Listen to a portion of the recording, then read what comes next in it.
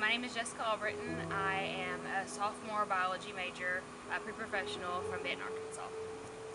Okay, so you live in the quads, right? I do. I live in Quad 5.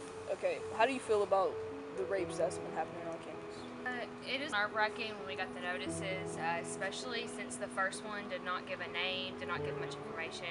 We weren't told what quad it was in. We were just told, an unknown male sexually assaulted an unknown female to us in one of the quads. I do feel like it would have been nice to have a little bit more information on that specific incident. It would have been nice to know what quad.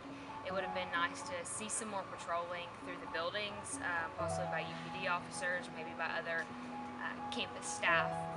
Now, I will say a lot of the tips, the safety tips that were left on the doors given by UPD, I do think that those are a little bit more effective than some other students may be feeling. I have actually talked to officers about this.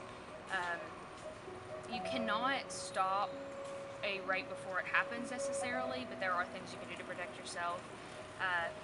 Locking the doors in the quads, for example, when we lock our front door, we have a deadbolt and we have a regular lock. If you use the regular lock, you can get in with a card. So just some certain precautions, making sure you do deadbolt the door at night. I do make sure that I'm with somebody. It does suck that I have to be that adamant to protect myself, but I believe at this point that's really all we can do. Okay, do you feel safe living in the quads even though there have been 3 reported rapes in the same area that you live in? Honestly, I feel like no matter where I live, I feel like the same risk is pretty much run.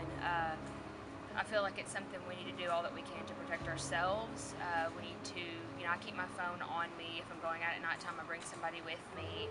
I try to be alert, but honestly, whether I lived in Honors or I lived in Cade or the apartments or even another campus, maybe in my own home, I feel like the same risks are there. Thank you.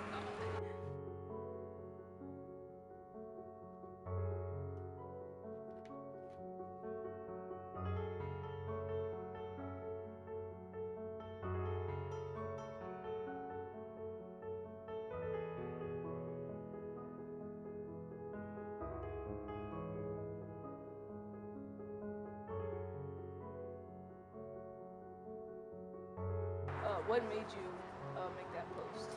Well, having personal relationships with people who have been sexually assaulted and seeing those signs with the victim blaming rhetoric just enraged me, because it's not okay to tell someone, well, you could have stayed in the light, walked more confidently, you could have done things to prevent what happened to you, and that's not accurate at all.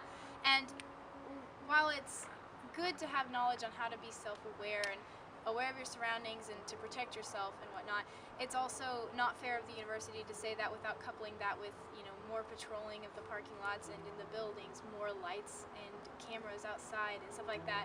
If they're not going to provide more security for students, they don't have the right to say, like, well, you should have been more careful. Yeah.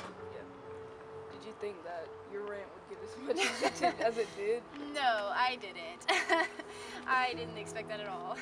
What did you intend to do after everything blew up? What, with the whole campaign and stuff, what did you intend to get out of that?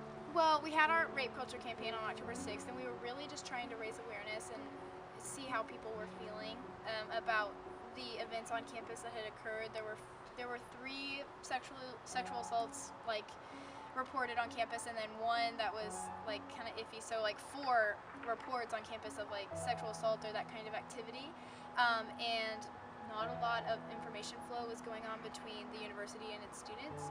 And so we were trying to see, how the students were feeling, if they really even knew what was going on, if they felt like it was an issue and whatnot. And so we had our campaign to kind of gauge the emotions and whatnot of the students, and a lot of people, we had a lot of good feedback. A lot of people were messaging me and my roommate saying we want to be more involved, keep us updated. So then the next step we did was we contacted the chancellor's office, and we were we would really like to have a meeting with the chancellor, which is totally unheard of. It's not a thing to meet with the chancellor. And they said, oh, well, we'll let his assistant know and see if he has time. And that was the beginning of October, so it's been a month and they haven't called us back. So we're just gonna keep calling, keep showing up at the office. We will talk to him if it's the last thing we do. Surveys. did y'all turn those in? So we processed the surveys. The thing about that is because we didn't have like a signed consent thing, we can't use it we can't publicly post about it. We can only use it within the university.